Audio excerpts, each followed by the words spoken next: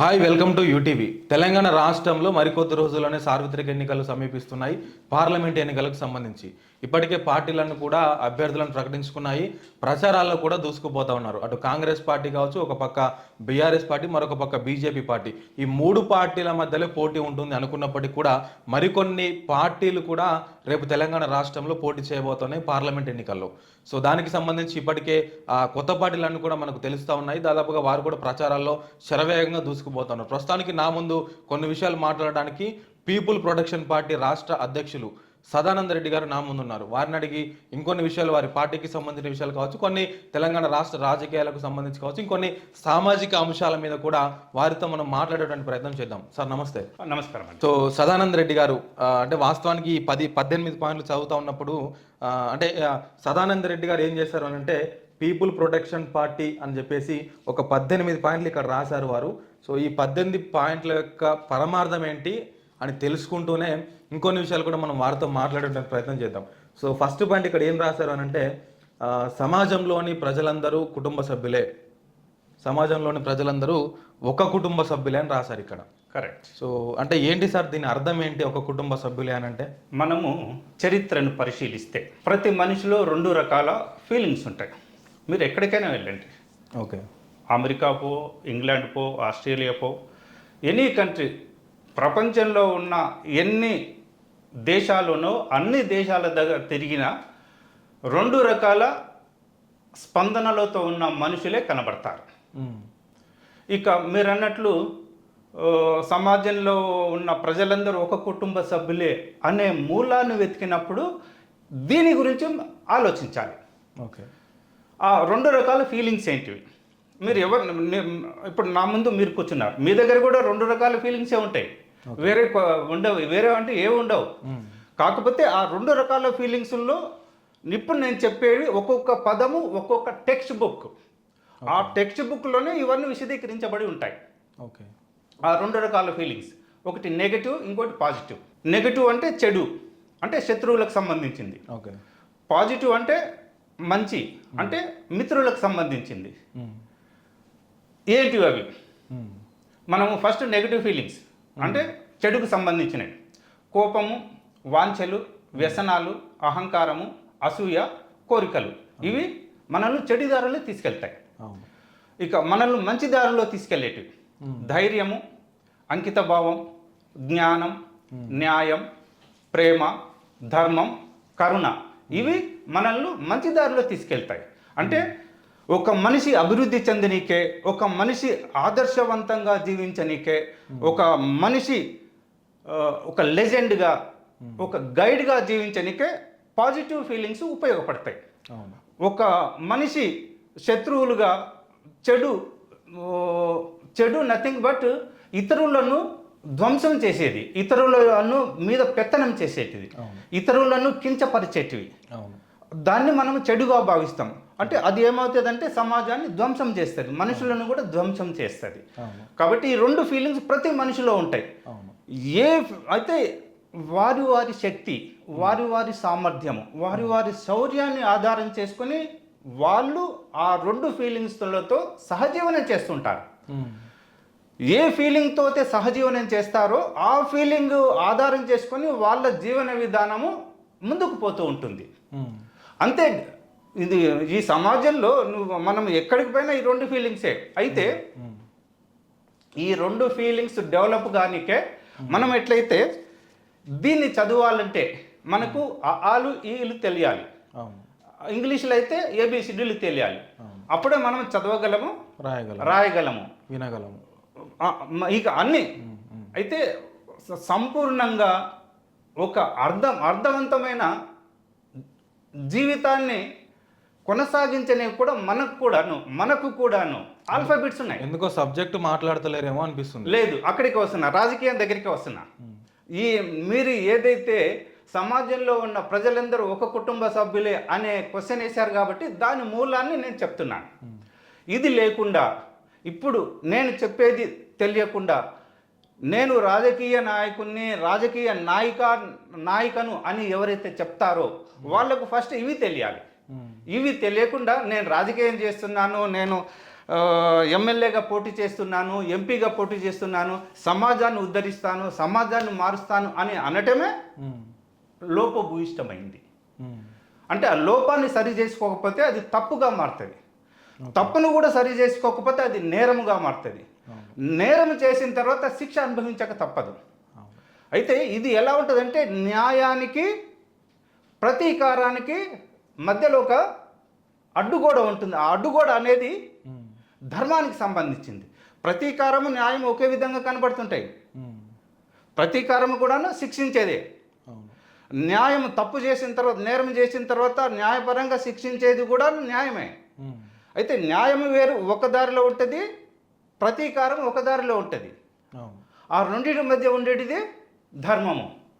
ధర్మబద్ధంగా శిక్షిస్తున్నావా, లేకపోతే నెగటివ్ ఫీలింగ్స్ను ఆధారం చేసుకొని శిక్షిస్తున్నావా? అంటే నీవు ఒక అహంకారంతో శిక్షను ఇస్తున్నావా అనేది మనకు తెలిసి ఉండాలి. ఈ రాజకీయం అంటే మీరు చూస్తున్న అది రాజకీయం కానే కాదు. అది రాజకీయం అనే ముసుగు వేసుకున్న సామాన్య ప్రజలు. సామాన్య ప్రజలకు ఏం కావాలి? కూడు, గూడు, గుడ్డ. ఈ మూడు ఉంటే మమ్మల్ని మించిన వాళ్ళు లేరని ఫీల్ అవుతారు. కాదు. కూడు, గూడు, గుడ్డ అన్ని జంతువులకు కావాలి. మనిషి అప్డేట్ అయిన జీవి. అన్ని జీవులు ఆవిర్భవించిన తర్వాత వచ్చిన జీవి మనిషి. కాబట్టి మనిషి ఒక విలక్షణమైన జీవి భూమి మీద. అన్ని జీవుల అస్తిత్వాన్ని కాపాడాలి అంటే మనిషి మనకు చాలా ముఖ్యం. మనిషి ఇతరుల జీవుల మాదిరి కాకుండా ఒక విలక్షణంగా ఆలోచించాలి. దాన్నే ఏమంటారంటే మానవత్వం, మానవ విలువలు, మానవ సంబంధాలు. ఇవి లేకుండా ఇతర జీవుల అస్తిత్వాన్ని కాపాడము అనేది జరగదు. ఒకవేళ మానవత్వము, మానవ విలువలు, మానవ సంబంధాలు లేకపోతే ఈ సమాజంలో ఉన్న ప్రజలందరూ ఒక కుటుంబ సభ్యులుగా జీవించడం కూడా సాధ్యపడదు. వాటిని తెలుగులో ఆలు ఈలు అంటాం. అదేవిధంగా ఒక మనిషి అభివృద్ధి చెందాలంటే తప్పనిసరిగా ఆ ఆలు ఈలు తెలిసి ఉండాలి. ఏంటివి అంటే వినయము, విధేయత, శ్రద్ధ, ఆసక్తి, సాహసం, ప్రయత్నం, పట్టుదల,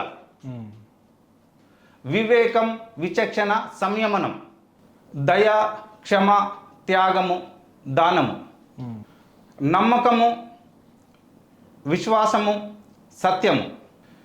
ఇలాంటివి ఏ మనిషి దగ్గర ఉన్నా ఆ మనిషి అంటే ఇవి శత్రువులకు అవసరము, మిత్రులకు అవసరము. నెగిటివ్ ఫీలింగ్స్ కావాలి, పాజిటివ్ ఫీలింగ్స్ కావాలి.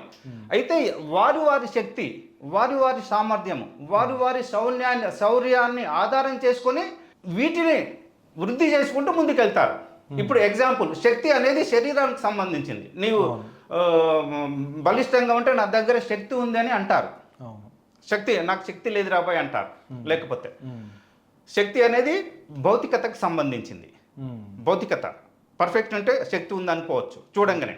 అంటే అవి ఇంద్రియాలను మీద ఆధారం చేసుకొని నిర్మాణం జరుగుతుంది. ఇప్పుడు చూడంగా సదానంద రెడ్డి బక్కగా ఉన్నాడు అనుకో, అరే శక్తి లేదు రాబాయ్ అని చూడంగానే చెప్పేస్తుంటారు. అరే బక్కపలుచగా ఉంటే వాడమే చేస్తాడు రాబాయ్ అనే ఒక ఫీలింగ్ వస్తుంది.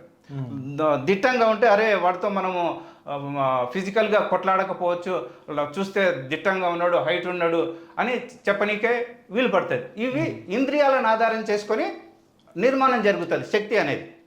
ఇక సామర్థ్యం, ఇది మనసును ఆధారం చేసుకొని నిర్మాణం జరుగుతుంది. సార్ శక్తి సామర్థ్యాలు కాదు సార్, ప్రజలందరూ ఒక కుటుంబ సభ్యులే. ప్రజలందరూ ఒక కుటుంబ సభ్యులే. దానికంటే ఒక్క ఓట్లో ఆన్సర్ చెప్పలేరా మీరు?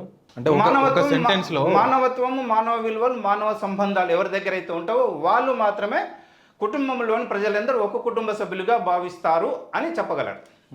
అంటే ఇప్పుడు ఒక కుటుంబ సభ్యులే అన్నప్పుడు ఆల్రెడీ ఒక కుటుంబ సభ్యులు మానవ సంబంధాలు ఉన్నాయి, మానవ విలువలు ఉన్నాయి, మీరు అన్నట్లు శక్తి ఉంది, సామర్థ్యం ఉంది, మనిషికి అన్ని రకాలుగా ఇప్పుడు ఉన్నాడు, అభివృద్ధి చెందుతున్నాడు, టెక్నికల్గా కూడా అభివృద్ధి చెందుతుండు. మరి ఎందుకు మళ్ళీ ఒక కుటుంబ సభ్యులని రాయాల్సి వచ్చింది ఇక్కడ? ఒక కుటుంబ సభ్యులే ఎందుకు రాయాల్సి వచ్చిందంటే, అంటే మీరు కెమెరా పెట్టక ముందు మాట్లాడిన విషయాలు మాట్లాడండి ఒకసారి. ఓకే. అయితే కులాలు, మతాలు పరంగా చాలా మంది ప్రాంతాలలో విభేదాలకు విడదీయబడ్డారు. ఇది నీ కులము, ఇది నా మతము. అవును. ఈ ఎగ్జాంపుల్, నా పేరు సదానంద రెడ్డి. ఉమ్. అయితే చూడగానే అరే వాడు రెడ్డి అని అంటారు. ఉమ్. కాదు, నువ్వు పెట్టుకో, ఎవరైనా పెట్టుకోండి, వాళ్ళ స్వేచ్ఛ స్వతంత్రం హక్కు, నువ్వు ఏదైనా పెట్టుకో. కానీ బాధ్యతలు ఎప్పుడైతే మరుస్తారో ఆటోమేటిక్గా అర్హతలు కూడా పోతాయి. అంటే ఎట్లా సార్?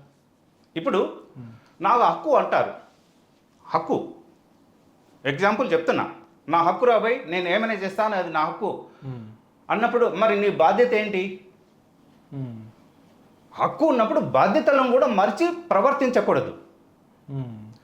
బాధ్యతలు మర్చి ప్రవర్తిస్తే ఏదన్నా ఒక ఎగ్జాంపుల్ చెప్పగలుగుతారా? అంటే ఇంకా స్ట్రైక్ అవుతలేదు. ఇప్పుడు మీరు ఏమన్నారు, హక్కు అన్నారు, బాధ్యత అన్నాడు. మీరు రాజకీయాల్లో ఉన్నారు కాబట్టి మీకు ఒక బాధ్యత ఉంది. మీరు ప్రజల్ని మంచి మార్గంలో నడిపించడమా, లేకుంటే రాజకీయాల వైపు చైతన్యం చేయడమా, లేదంటే అసలు మీ లక్ష్యం ఏంటనేది దానికోసం ప్రయత్నించే మార్గంలో మీరు ఒక నిర్దిష్టమైనటువంటి మార్గాన్ని ఎంచుకొని ప్రయత్నం చేస్తారు.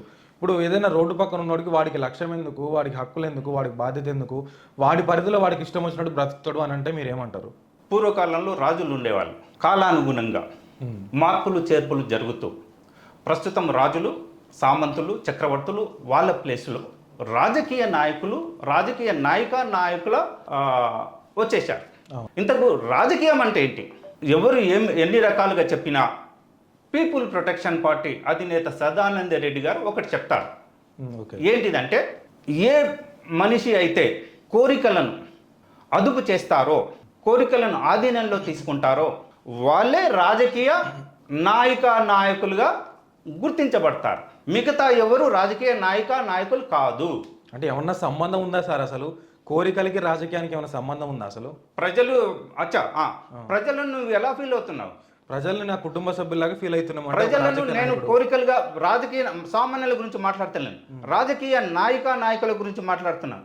వాళ్ళు ప్రజలను కోరికలుగా భావించాలి. ప్రజలు నాకు అది కావాలి, ఇది కావాలంటారు. అవును. వాళ్ళు అడిగిందల్లా అది ఇవ్వకూడదు. ఒకవేళ ఇస్తే ఏమైతుంది? ధ్వంసం అవుతుంది సమాజం. అంటే అట్లా ఎవరు ఇస్తలేరు సార్ రాజకీయ? ఎందుకు ఇస్తలేరు? ప్రజలు ఇప్పుడు నేనున్నా సార్, రేపు ఎలక్షన్లో ఇప్పుడు నాకు ఒక నెలకు 10 లక్షలు ఇవ్వండి అంటే మీరు ఇస్తున్నారా? ఇస్తున్నాను. ఒక వర్గానికి ఇస్తున్నాను. ఎట్లా ఇస్తున్నారు? బడుగు బలహీన వర్గాలనే పేరు పెట్టి ఇతనికి డైరెక్ట్గా డబ్బు ఇచ్చేస్తున్నారు. అయితే ఇక్కడ ఏమంటున్నానంటే, సామాజికంగా, ఆర్థికంగా, రాజకీయంగా ప్రతి మనిషి ఎదగాలి అన్నప్పుడు నీవు కోరికలను ఆధీనం చేసుకొని, కోరికలు అంటే స్వార్థాన్ని ఆసరా చేసుకొని నువ్వు ఇస్తున్నావా, న్యాయాన్ని ఆధారం చేసుకొని ఇస్తున్నావా అనేది ఇక్కడ ముఖ్యం. ఇంతకు న్యాయం అంటే ఏంటి అనేది ఫస్ట్ తెలియాలి. ఎవరికి తెలియదు న్యాయం అంటే? నా అభిప్రాయం నేను వెళ్ళబుచ్చుతాను. ఎవరే కానీ ఎదుటి వారిని అన్యాయం చేసినప్పుడు, ఆ అన్యాయం చేసిన ఆ వ్యక్తి తప్పనిసరిగా ప్రాయశ్చిత్తం చేసుకొని తనను తను సంస్కరించుకున్న సందర్భంలో ఎదుటి వాళ్ళు ఎవరైతే అన్యాయానికి గురయ్యారో ఆ అన్యాయానికి గురైన వ్యక్తి సమాజం పట్ల తప్పనిసరిగా నమ్మకము, విశ్వాసము కలిగే పరిస్థితులను ఇవ్వటమే న్యాయం. మీకు నేను అన్యాయం చేశాను, నేను మీకు అన్యాయం చేసినప్పుడు నేనేం చేయాలి అంటే, మళ్ళీ నీకు న్యాయం జరగాలని అనేది అక్కడ చూపించాలంటే, నేను అన్యాయం చేశాను కాబట్టి నన్ను నేను ప్రాయశ్చిత్తం చేసుకోవాలి, పశ్చాత్తాపానికి గురి కావాలి, పశ్చాత్తాపానికి గురవుతూ ప్రాయశ్చిత్తం చేసుకోవాలి. ప్రాయశ్చిత్తం అంటే శిక్షకు నేను సన్నద్ధం కావాలి. పశ్చాత్తాపం చెంది ప్రాయశ్చిత్తం చేసుకుంటూ అదే సమయంలో ఎవరికైతే అన్యాయం చేశానో ఆ వ్యక్తికి తిరిగి ఈ సమాజం పట్ల నమ్మకాన్ని, విశ్వాసాన్ని కలిగించే పరిస్థితులను ఉంచాలి. అయితే ఇక్కడ ఒక మాట చెప్తా సార్, న్యాయం అన్యాయం అన్నారు కదా, ఒక పని చేద్దాం. ఈ ప్రపంచంలో, సరే ప్రపంచం వరకు ఎందుకు, భారతదేశం వరకు కూడా ఎందుకు, తెలంగాణలో ఉన్నటువంటి న్యాయ వ్యవస్థ మొత్తాన్ని తీసేసి సదానంద రెడ్డి గారి కోర్టు అని ఒకటి పెడదాం. అందరికీ పెట్టేసి సదానంద రెడ్డి గారు, మీకు ఎవ్వరికి న్యాయం కావాలన్నా, మీకు ఎవ్వరికి అన్యాయం జరిగినా కూడా అందరు సదానంద రెడ్డి గారి దగ్గరికి రండి, ఆయన మీకు న్యాయం చేస్తాడు, ఆయన మీకు అన్ని బాధలను తీరుస్తాడని చెప్పొచ్చు. అంటే ఇప్పటివరకు న్యాయం ఎక్కడ లేదు, న్యాయ వ్యవస్థలు తిరిగి పనిచేస్తలేవు. అవి న్యాయ వ్యవస్థలు కావు, ఆ విషయం మీకు తెలియదు. తెలుగులో న్యాయస్థానాలు అంటారు, ఇంగ్లీష్లో ఏమంటారు? కోర్టు అంటారు. కోర్టు అంటే ఇంత తెలుగులో అర్థం ఏంటి? రంగస్థలం. అటు అన్యాయం చేసిన తరపున లాయర్ వస్తాడు, ఇటు అన్యాయానికి గురైన తరపున లాయర్ వస్తాడు, అడ్వకేట్ వస్తారు, ఇద్దరి తరపున అడ్వకేట్లు వస్తారు. అక్కడ ప్రేక్షకులు ఎవరు? అన్యాయానికి గురైన వాళ్ళు. ఇక్కడ గేమ్ ఆడుతున్నది ఎవరు? అడ్వకేట్లు. ఎప్పుడైనా సరే కోర్టు అంటే అది టెన్నిస్ కోర్ట్ అంటారు, ఫుట్బాల్ కోర్ట్ అంటారు, వాలీబాల్ కోర్ట్ అంటారు. ఇంత కోర్ట్ అంటే ఏంటి? అంటే ఆడుకున్న ఒక ప్రదేశమా? ఎస్, దాన్ని న్యాయస్థానం అని డిజైన్ రాంగ్ పెట్టారు. సరే, ఇప్పుడు కోర్ట్ అన్నా కూడా ఇప్పుడు ఒక కోర్టు ఉంది అనుకుందాం. ఇప్పుడు సరే ఇప్పుడు టెన్నిస్ కోర్ట్ ఉంది, అటు సైడ్ కొంతమంది ఆడతారు, ఇటు సైడ్ కొంతమంది ఆడతారు. ఈ రెండింటిని అబ్జర్వేట్ చేయడానికి ఒక ఎంపైర్ ఉంటాడు కదా. ఇప్పుడు న్యాయం అన్యాయం అంటే గెలిచినోడేమో న్యాయం అనబడతాడు, ఓడినోడేమో అన్యాయం అనబడతాడు. వీళ్ళిద్దరిని జడ్జ్ చేసేది ఎవరు? పైన ఉన్న ఎంపైరే కదా. ఇక్కడ ఒకటి ఉంది, జడ్జి ఆ అడ్వకేట్ల యొక్క వాదన విన్న తర్వాత తీర్పిస్తాడు. అవును, అవునా? అవును. ఏంటివి?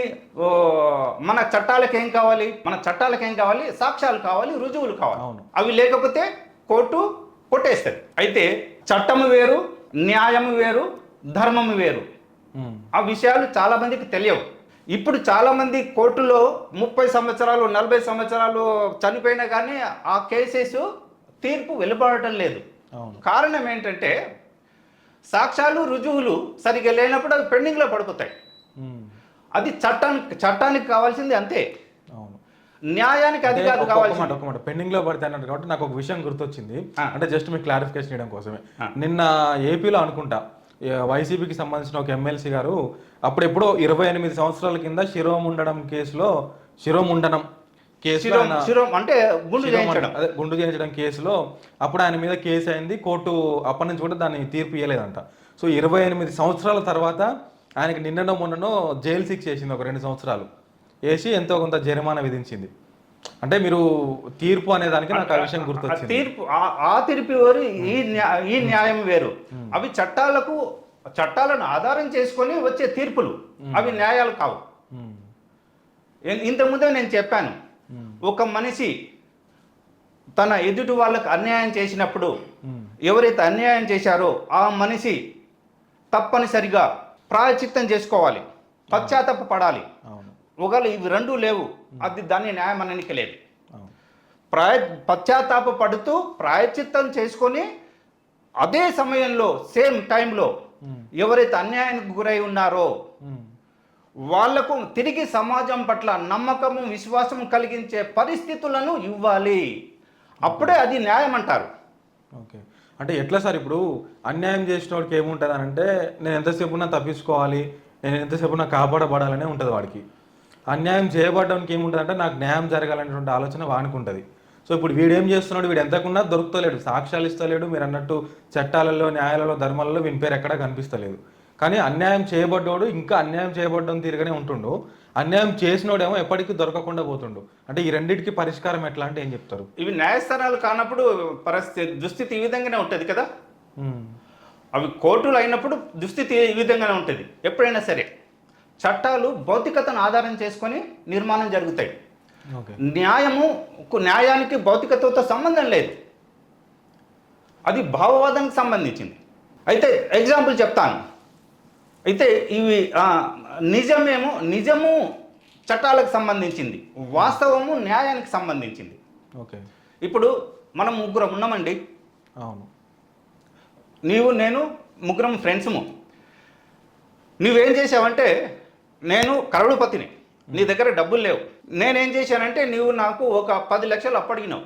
కొన్ని దినాల తర్వాత అప్పు ఎట్లా ఎంతో నార్మల్ ఇంట్రెస్ట్, ఎంతో ₹1.50 తీసుకున్నావు. ఒక 6 monthsలో ఇస్తానని చెప్పి తీసుకున్నావు. ఓకే, మనం ముగ్గురం ఫ్రెండ్స్ము. అయితే ఈయనకు తెలియకుండా నేను నీకు ఇచ్చాను.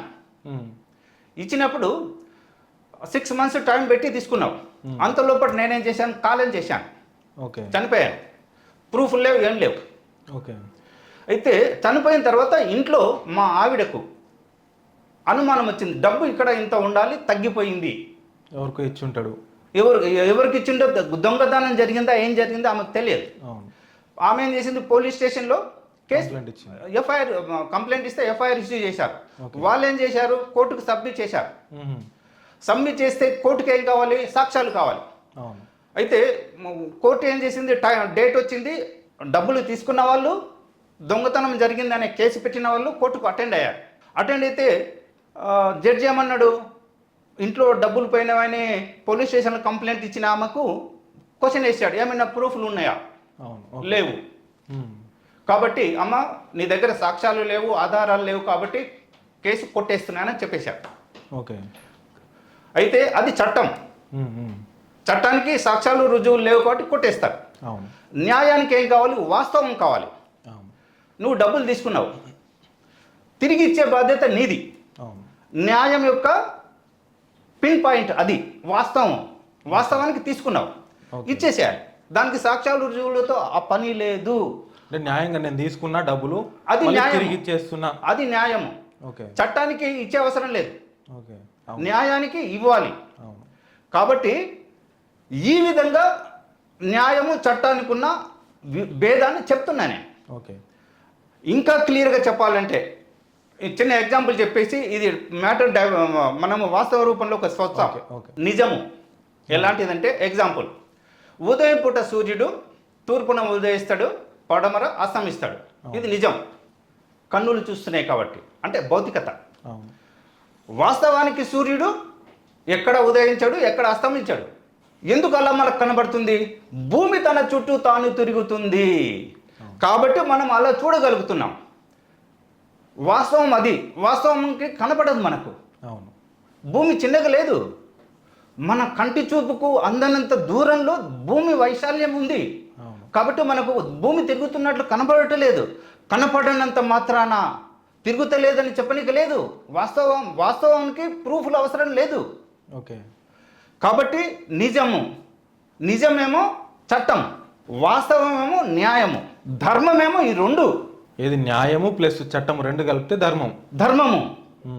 ఆ ధర్మం ఈజ్ డిఫరెంట్, పాత్రను బట్టి చేంజ్ అవుతుంది. తండ్రి ధర్మం వేరు, తల్లి ధర్మం వేరు, చెల్లెల ధర్మం వేరు, అక్క ధర్మం వేరు, అన్న ధర్మం వేరు. ఇట్లా పాత్ర బట్టి ధర్మం చేంజ్ అవుతుంది. కాబట్టి చట్టము వేరు, న్యాయము వేరు, ధర్మం వేరు. సార్ ఇక్కడ ఒక చిన్న క్లారిఫికేషన్ ఇచ్చి క్లోజ్ చేద్దాము.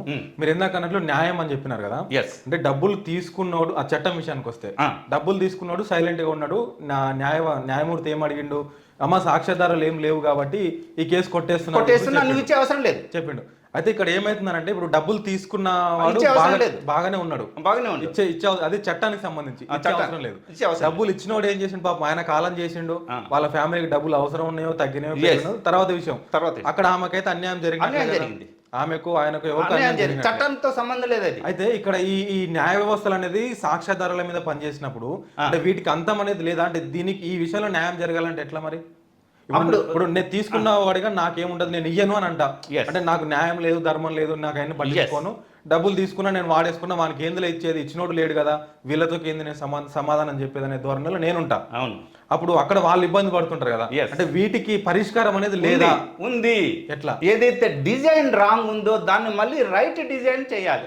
ఇప్పుడు ఉన్నది అక్రమ మార్గం, సక్రమ మార్గంలోకి దిశ మార్చాలి మనం. ఆ దిశను మార్చే ప్రయత్నంలోనే పీపుల్ ప్రొటెక్షన్ పార్టీ ఆవిర్భావం జరిగింది. అంటే ఇదే ఎగ్జాంపుల్ తీసుకొని ఆ చట్టం విషయంలో వీళ్ళకి ఎట్లా న్యాయం జరుగుతుందో చెప్పండి sir, people protection party. Okay, అయితే ఇది 1 రోజు 2 రోజులతో మార్పు జరుగుతుందని చెప్పను. ఈ చట్టము ఈ విధంగా అభివృద్ధి చెందనికే 100 సంవత్సరాల్లో బీజం పడలేదు, కొన్ని వేల సంవత్సరాల కింద బీజం పడ్డది. అప్పటి నుంచి అది చిన్న మొక్కగా అభివృద్ధి చెందుతూ ఇప్పుడు అది వికసిస్తుంది. దాన్ని ఇప్పుడు మనం ఏం చేయాలంటే డిస్మెంటల్ చేసేది ఉంది. వేళ్ళతో సహా, కూకటి వేళ్ళతో సహా పెకిలించి సేమ్ అదే ప్రాంతంలో మానవత్వం, మానవ విలువలు, మానవ సంబంధాల కోసము విద్యా విధానాన్ని మార్చాలి. విద్యా విధానంలో ప్రస్తుతం ఉన్న విద్యా విధానంలో నైతిక విలువలు లేవు. దాని కారణంగానే ఎటు చూసిన విద్యాలయాలలో పాజిటివ్ ఫీలింగ్స్ను ఇప్పుడు అందరి మధ్యలో నెగటివ్ ఫీలింగ్స్ అభివృద్ధి చెందినాయి. ఇది సదానంద రెడ్డి గారు మనతో చెప్తున్నటువంటి విషయాలు. అంటే చాలా విషయాలు మాట్లాడుకోవచ్చు కాక, కానీ అల్టిమేట్ గా ప్రస్తుతానికి వారు భువనగిరి నియోజకవర్గ పార్లమెంట్ అభ్యర్థిత్వానికి వారు కొద్ది రోజుల్లోనే నామినేషన్ వేయబోతూ ఉన్నారు. సో ఆ నామినేషన్ కూడా దాదాపు 100 మంది నా వెంట ఉన్నారు. అంటే ప్రజలు కండువా కప్పుకోనంత మాత్రాన, లేదంటే నా వెంబడి రానంత మాత్రాన నాతో లేరు అనుకోవద్దు. నేను క్యాడర్ని ఎక్కడెక్కడ కావాలో అక్కడెక్కడ తయారు చేసుకుంటూ వస్తానే ఉన్నాను. అంతే తప్ప ఎక్కడ కూడా లేరు అనేటువంటి అపోహలు మీరు తీసేయండి అని చెప్పేసి భువనగిరి నియోజకవర్గ పార్లమెంట్ ప్రజలకు ముఖ్యంగా వారు చెప్తా ఉన్నారు. 23వ తారీఖు నుంచి మరికొంత విస్తృతంగా ప్రజలకు వారు తిరగబోతూ ఉన్నారు. ఇంకొన్ని విషయాలు సదానంద రెడ్డి గారి విషయానికి సంబంధించి, అదేవిధంగా పీపుల్ ప్రొటెక్షన్ పార్టీకి సంబంధించి మరొకసారి నేను మీ ముందుకు తీసుకొచ్చేటువంటి ప్రయత్నం చేస్తాను. అంతవరకు చూస్తూనే ఉండండి యూటీవీ.